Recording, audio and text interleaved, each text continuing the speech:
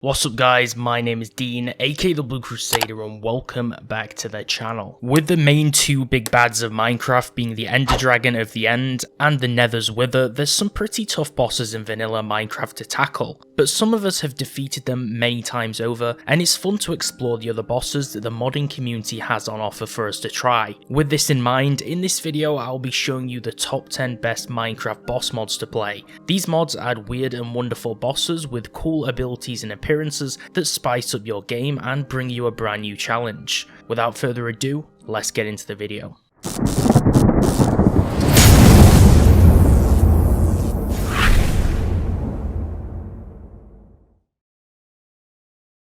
Number 10, Modular Bosses. A mod created to bring large-scale complex bosses to the game for RPG purposes, this mod is highly configurable and introduces some fresh new challenges for the player. There is the Paragon Robot, which is a huge mechanic construct that can slam on the ground, the Sandworm that can eat the player and transfer them into their stomach, where they must escape and battle through various enemies inside.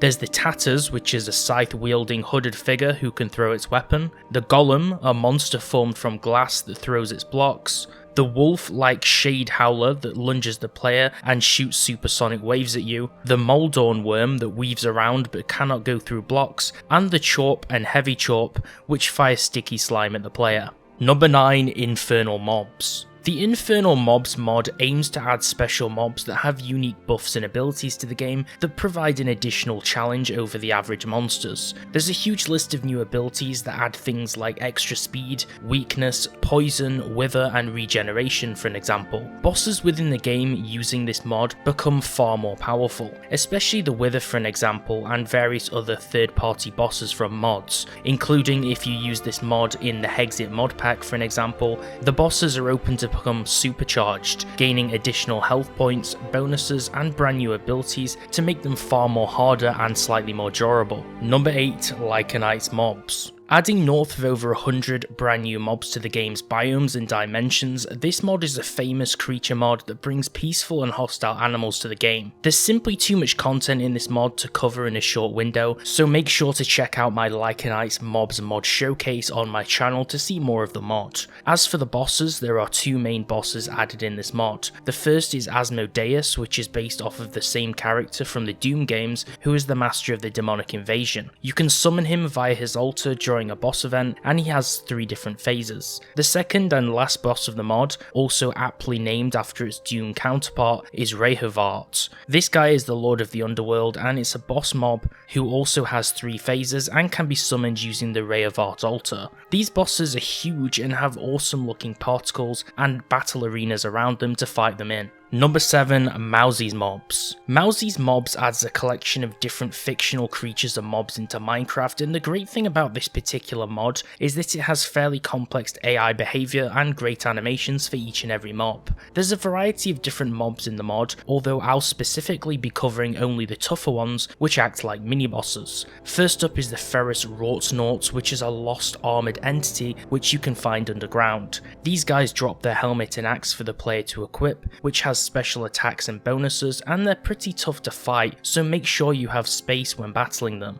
Barakoa the Sun Chief is the chief of the Barakoa tribe, which is made up of small high-pitched humanoids which spawn alongside him in the Barakoa village structures in the mod. This guy can use solar flares, beams and other sun-based attacks to attack his enemies, dropping his soul visage mask upon death, which gives you the ability to control his followers. Frostmaw is a large dangerous beast that you'll find in the snowy areas of the game that guard ice crystals and use winter energy to their advantage. Number 6, Mutant Creatures. The Mutant Creatures mod is a huge mod released many years ago that you might have seen in countless YouTube videos. This mod is super unique, and it's one that adds a few bosses inspired by the various vanilla entities. The only difference is that these mini bosses are completely buffed up versions of them, offering a much bigger challenge, but also bigger rewards. There's a mutant enderman that has 4 arms and can pick up multiple blocks at once, a mutant creeper that's absolutely huge in comparison to the original one, and also the most popular juiced up zombie that's an absolute unit. He has a ground smash ability and is pretty imposing. Number 5, Dungeons mod. The Dungeons mod is a simple Minecraft RPG mod that aims to introduce some more challenging bosses that are vanilla friendly into Minecraft. Along with the 14 core new mobs from the mod, it offers 6 different new bosses to battle, which includes the Deserted, which is a desert boss, the Iron Slime, the Kraken, the King,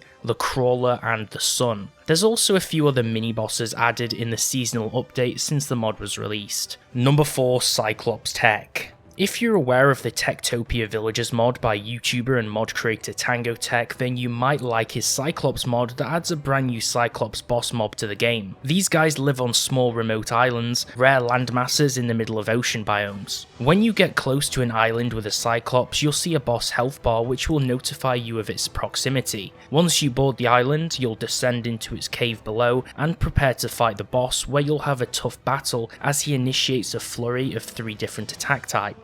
This boss is immune to fire and fairly resistant to arrows too, and most important of all, he even has an eye beam, so be super careful because this does a lot of damage. Number 3, Advent of Ascension. One of the largest action adventure RPG mods for Minecraft in terms of dimension mods is Advent of Ascension. It's a huge and extensive mod housing 22 different dimensions, each having mobs, structures, blocks and items. There's a lot to do in this RPG mod, but it's also a great boss mod because there's a lot of bosses scattered throughout this mod, 35 to be exact. The amount of variation with the bosses in this mod is really nice. You'll see tree type bosses, insect looking bosses, mounted flying ones, kings, weird and wonderful creatures, and so much more. I've never seen as many diverse bosses in a mod than in AOA. Number 2, the Conjurer. I featured this mod previously in one of my older lists, but I thought it deserved to be shown as a boss mod here again. The Conjurer is a mod that adds a magician style Illager boss of the same name, more so a mini boss of sorts. These guys can be found in the new theatre structure, which is housed deep within roofed forest biomes.